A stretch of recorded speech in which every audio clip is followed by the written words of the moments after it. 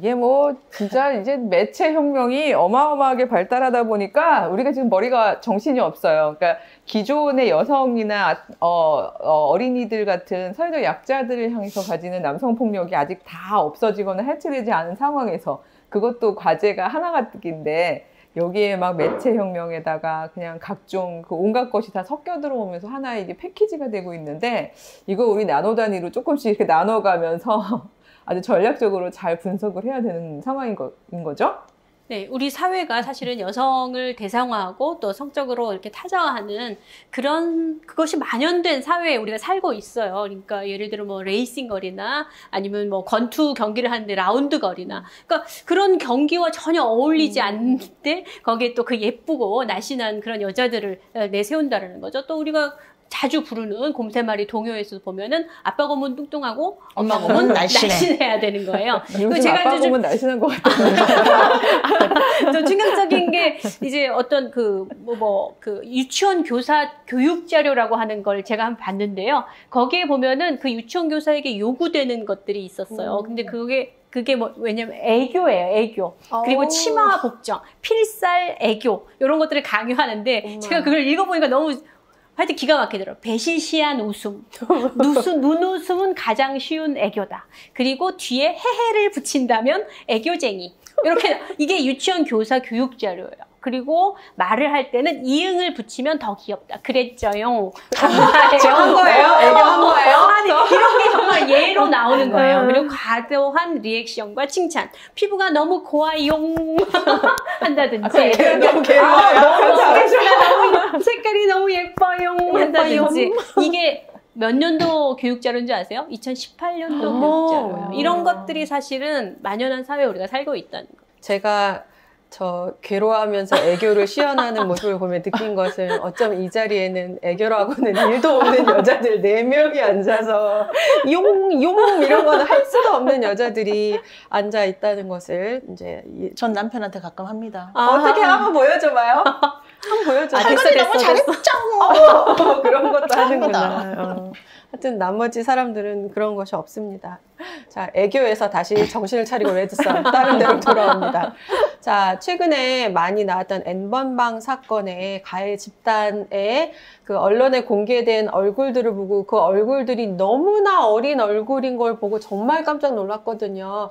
저렇게 어린 남성들이 어떻게 범죄의 주도 집단이 될 수 있는가와 또 그 가해 집단 내에 남성 청소년이 굉장히 많았다라는 거. 그러니까 남성 청소년들이 그냥 아무렇지도 않게 여성을 노예로 뭐 이거 시켜주세요로 돈을 내고 뭐 이걸 해보라고 하는 게 너무 놀라워서 그 뉴스를 접한 사람들이 비단 뭐 여성들뿐만이 아니라 남성들도 어떻게 해서 이게 저렇게까지 저렇게 어린 나이의 사람들이 저런 범죄를 저지를 수 있는가라는 이야기를 했는데 이게 사실은 다 예전부터 있어 왔던 그런 것들이 이제 유발되고 일어나서 이렇게 되었다는 생각이 예전부터 항상 사춘기나 청소년들의 남학생들의 성욕은 이미 주체할 수 없을 것이라고 우리가 염두에 두고 빨간 책을 본다, 뭐 썬데이 서울, 뭐 가방에 서로 그런 것들을 숨겨간다, 뭐 친구 집에 가서 그거를 보다가 엄마한테 걸린다 이렇게 하면서 남성에게는 그 사춘기 때 성욕이 어마무시한 것이 너무나 당연한 거기 때문에 이런 것이 괜찮다라는 것으로 인식이 되고 여성 청소년의 성욕은 그렇게 많이 다루고 있지가 않으면서 우리가 이제 사춘기 여성 청소년에게는 교육을 하죠. 이렇게 하면 안 된다.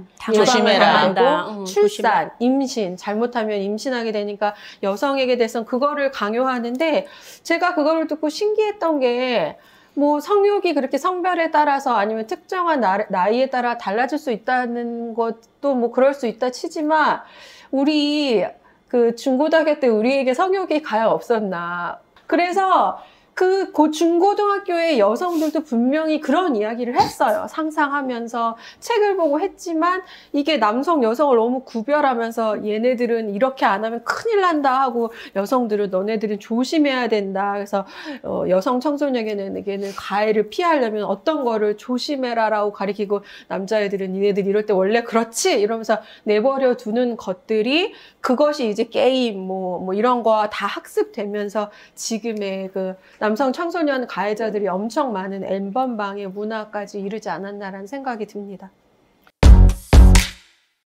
인류의 가장 오래된 제약이라고 할 수 있는 여성에 대한 성적 대상화 굉장히 오래됐잖아요. 오래되었고 사실은 우리가 인식하지 못하는 계속 지적하고는 있지만 여전히 계속 만연해 있죠. 그러니까 임산부 얘기도 했지만 그 만삭 임산부에게 남편의 반찬을 챙겨놔라. 뭐 이런 게 한번 나와가지고 애기 또 낳으러 한번 가기 전에 뒤집어 다 해놓으라고. 다 해놓으라고.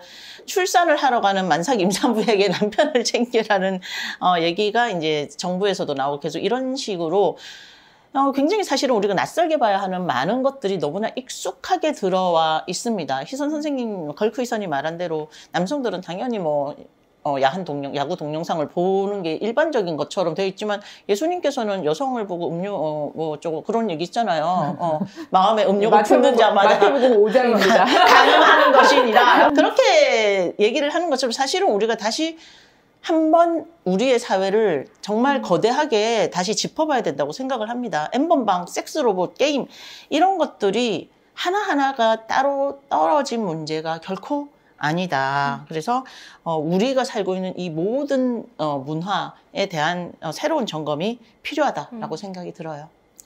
제가 이렇게 이제 마무리하면서 드는 생각은 제가 디지털 성범죄에 대한 예방 교육을 하면 남자들이 손을 들어요. 저한테 질문을 해요.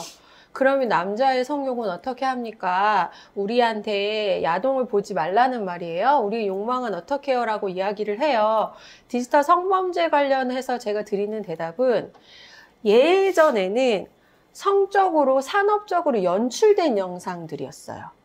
카메라가 이렇게 있고 이렇게 해서 어느 정도 뭐 공사하고 뭐 이렇게 찍은 영상들을 우리가 보면서 욕망을 채웠다면 이제는 시대가 굉장히 험해져서 여러분들이 웹하드를 통해서 다운받는 영상들은 그렇게 연출된 영상이 아니에요.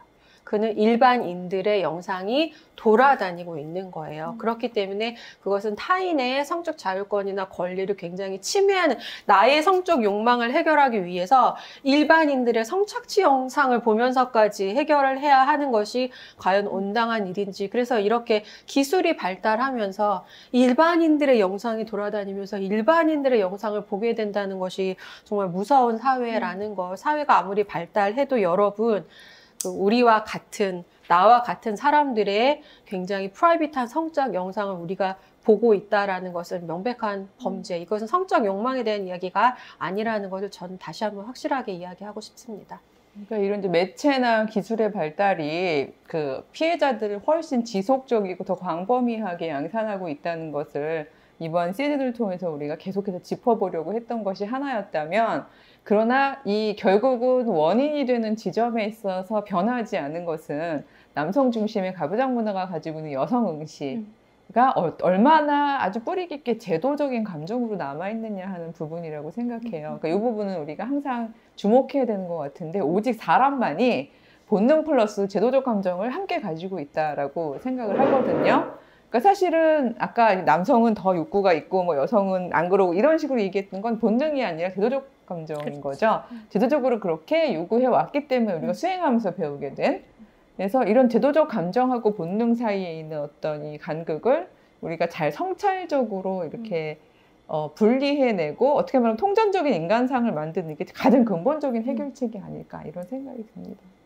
더불어 2차 세계대전 때 이제 원자폭탄이 터지면서 굉장히 과학기술을 순진하게 믿었던, 우리는 이제 곧 굉장히 인류가 계속 발전하고 끝없이 우리를 행복하게 해줄 것이라고 믿었던 과학기술의 가져온 처참함을 보면서 이제 러셀이랑 아인슈타인이 공동선언도 하고 하면서 나온 게 기술시민권 개념입니다. 뭐냐면 과학기술이 이때까지는 어떻게 발전했는지는 어떻게 발전해야 되는지는 자본 논리, 기업이 필요한 것을 과학 집단, 현대 과학 집단에게 의뢰하고 그것을 그대로 수행하는. 그래서 자본 논리에 의해서 많이 됐다면은 이제 그게 아니라는 걸 깨달은 거죠. 아, 이 기술이 어떻게 발전해야 되고 어느 지점까지 발전해야 되고 어디서 멈춰야 되느냐를 다 같이 논의하자라고 하는 개념이 이제 과학기술 윤리 시장 안에 많이 들어와 있는데요. 이런 섹스 로봇이나 리얼돌도 그렇게 시민적인 공론의 장에 와야 되냐. 이게 성기군이 아니냐를 물론 법을 잘 아시는 판사님이 하셨겠지만 재판관에게 맡기면 안 되는 거예요. 그러니까요. 그러니까 너무 구체적이라고는 생각하지 않는 수준이므로 막 이렇게 굉장히 개인적인 시각과 한계가 있을 수 있는 건데 그것이 우리 사회에 미치는 파장은 어마어마할 수가 있기 때문에 이거는 결국 그렇게 넘어가서는 안 되는 문제라고 생각을 합니다. 네. 이런 뭐 기독교인으로서 그리고 이제 성서적 관점에서 기술 과학의 발달을 막을 수는 없잖아요. 이거 그렇죠. 뭐 안 된다. 이건 신앙의 관점에서 이건 안 된다. 이렇게 말할 수는 없고요. 그러니까 아까 말씀하셨던 대로 이런 이제 기술의 발달이 계속 일어나는데 이제 성서적 관점에서 기독교적 관점에서 제가 이제 계속 반복해서 이야기하는 것이지만 그것이 다른 사람의 형상을 한 어떤 도구를 사용하는 것, 그것에 대해서는 기독교인으로서의 계속 관심을 가지고 지켜보고 또 토론에 참여하고 그것이 옳은지 자꾸 질문하고 감시하고 감독하는 그런 기능을 또 기독교인들이 가져야 된다. 이런 생각을 하게 되었어요. 그래서 이렇게 우리가 아주 정말 최첨단 매체와 기술에 대한 문제와 그 굉장히 오래된 주제, 여성에 대한 대상화와 성착취에 대한 문제를 연결해가지고 이야기해 봤었는데요. 다음 시즌에서는 우리가 계속 앉아있는 이 4명의 교회 언니들이 우리 주제의 어떤 주제들도 좀 더 확장하고 또 공론의 장도 넓히자는 의미에서 세대도 위아래로 아우르고 그다음에 이렇게 또 움직이는 거 찾아가는 교회 언니 패밀리 토크 뭐 이렇게 될지 모르겠습니다만 이 4자매가 흩어져서 우리들의 어떤 교회 언니들의 공통 관심사들은 무엇이 있는지 현장으로 찾아가는 그런 시즌으로 한번 꾸며보겠습니다. 기대해 주시고요. 그동안 구독과 좋아요 부탁드립니다.